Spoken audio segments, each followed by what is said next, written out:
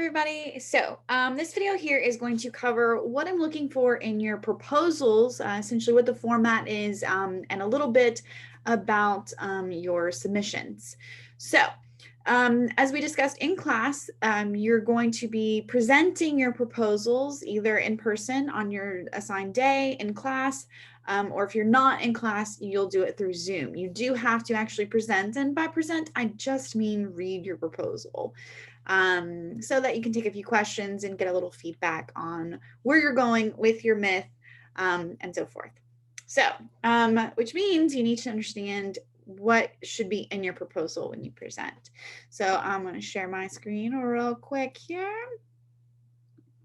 Okay. All right. So hopefully everyone can see that. So proposal format, you're going to be following your MLA and APA format as usual.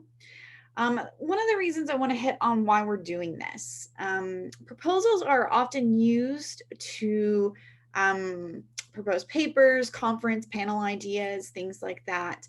If any of you are applying to grad school, you may end up having to write proposals for your dissertations. And whether you go to grad school or not, just in the professional sense, a proposal can be really helpful if you plan on publishing or, like I said, engaging in conferences and things like that within your field. Being able to write one of these might help advance your career or add something that to your resume if you get a proposal accepted. I'm teaching them because I had to do them for grad school, and when I applied to a conference and I had no idea what I was doing, and I had to learn it all on my own, and it would have been so much better if I just covered this somewhere in an English class. And so for me, writing in the disciplines is a great place to do that, since really proposals are used in every discipline, in every field. So what we're looking at again with the proposal is essentially an overview of your paper. And I think this will also be just a good strategy for helping all of you organize your ideas, given that the paper is fairly long for this last argument research element. So you're going to include your title as usual. And then in paragraph form, you're going to hit the following things. You don't need to label them. I've only labeled them for clarity. Please do not give me a proposal where you label your research question and your thesis statement and importance like they're laid out here. This is just to break down your paragraphs and what content is covered. So the first thing you're going to do is your research topic or question, essentially what led to this thesis. And so for all of you, it's going to be your myth. What is your myth? What is this big commonly held belief or idea within your field? What's the context that people have around this myth?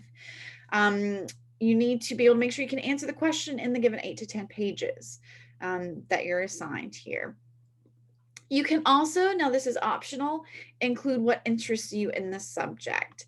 It should be brief, not majorly anecdotal. Essentially, I don't want a huge narrative in the middle of your proposal. Just a sentence or two would be fine. You know, as someone whose specialty is going to be da-da-da, I particularly want to engage with this myth because of da-da-da.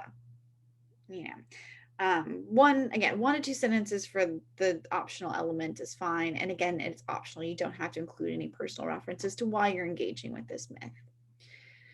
Your thesis statement, again, will be 1 to 2 sentences. This is the same format we've been doing all semester, so nothing's really changed here. We're just looking at the big part is whether your myth is true. The belief that da-da-da-da-da is absolutely false because, or the belief that da-da-da-da is actually true, and thus, you know, this. Be specific. Don't just say myth is true, myth is false. Explain to me a little bit why in your thesis so I know what direction you're going or what premises you'll be elaborating on. Then you get to your importance. Now, the research topic and thesis statement, that may all be in one paragraph. And then your second paragraph highlighting why you're doing this paper. Obviously, you're doing it because I assigned it. But why your topic? What do we get out of addressing this myth? So essentially, what makes your thesis and research valuable to your field? How does it fit into current conversations? What background or what have people been saying already about this myth that you think you can add to or change? So you can essentially establish a little background, prove you understand the scope and purpose of your thesis. What do you think will happen if you change perceptions on this myth. And this is where I think a little bit more the argument comes across in the sense of any solutions, call to actions that you might be including. So who's going to want to read your paper? Consider audience. That's something else to look at importance. You know, why is this valuable? Well, this is who it's for. And maybe that's what's different. Maybe you're contending with a new audience that other people sort of ignore within this topic. So then your last section, now this could be 1 paragraph, 2 paragraphs, 3 paragraphs, 4 paragraphs. It's really the most substantial section. This section on your argument and methodology should be longer than the research topic and the importance together, because this is the bulk. This is essentially where you tell me what you're going to say in your paper. What is your argument? What points are you going to make? And you can outline them. Literally tell me, first I will do this, then I will cover this, and then I'm going to cover this in order to cover this, in order to say this, in order to explain this, and so forth, so forth. How detailed you decide to go on that is fine. The big issue is don't make your argument. Just tell me what it's going to be. That's a real big pitfall in the proposal. I see students do that a lot, where essentially they take the argument methodology section and they just start writing their paper. That is not what this section is for, because you've got to give me an entire overview of your paper. So you can't just start writing it. So you don't need to tell me that studies suggest this, this, and this. Therefore, because of this, this, this, and this. No, I want you to tell me I will be including a study on in order to prove this, instead of actually explaining how the study proves it, which would be what you do in the paper. So that's where we're getting a little into the methodology. So what is going to be the construction of your paper in terms of points, but also the construction in terms of evidence, right? So how are you going to prove to me your points are valid? So tell me, what's your method of logical reasoning? Are you using empirical observations or rational observations? If they're rational, are they inductive or deductive? And that might be different for whatever point you're addressing.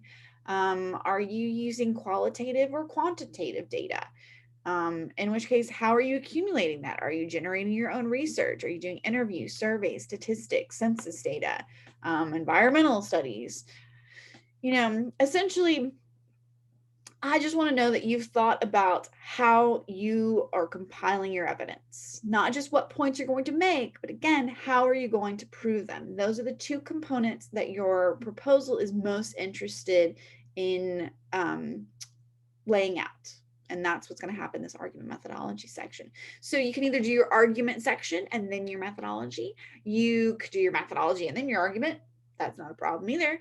Or you can go back and forth. Maybe you hit on a couple points, explain that this is the methodology you're using. Then you go to, okay, then I'm also going to explain how this and this, using this and this. And from there, I'll continue with this idea supported through this, this, and this. So essentially, it's just a prose outline. That's really all your proposal is. But again, I just think it's a really helpful exercise. I think it's going to be really important in helping everyone organize. As well as it's a good practice because, yes, if you go out in the professional world, you come across the need for abstracts, which are essentially, if you're submitting an abstract separately, that's what they're asking for, is a proposal, you know, so that you can apply to present at conferences, so that you can maybe get published down the road. Or if you, again, are just applying for, you know, jobs, grants, anything like that, often requires proposals. They're a lot more pervasive in fields than I think most students realize, or even some professionals realize. So, and then finally, as you would with any material that has research, you're going to include your references or works cited. Do not forget to include a references or works cited with your proposal. That is automatic major deduction, because you're essentially plagiarizing because you don't include where you're getting your sources. And there's a good chance you're going to mention some of them in your argument and methodology section, maybe even your importance section. So I need to know how to find those if you've referenced them in your proposal. Even if you haven't referenced them in your proposal, go ahead and include them on your references or works cited so I can see where your research is at in case there's any red flags. So when you turn in your proposal, I'd like to see at least 2, hopefully 4 sources included in your references or works cited. So, and of course, those will be formatted as usual. So just get those out of the way. All right, so that is your proposal format. And of course, when you submit, you'll be presenting first, either on Monday or Wednesday, or Tuesday and Thursday, because I'm going to use this video again. And so, yeah, you'll present, and then you will also submit the file to the link underneath your argument supplemental papers link on Blackboard. So, all right. If you have questions, be sure to email me. Otherwise, I'll see you later. Bye.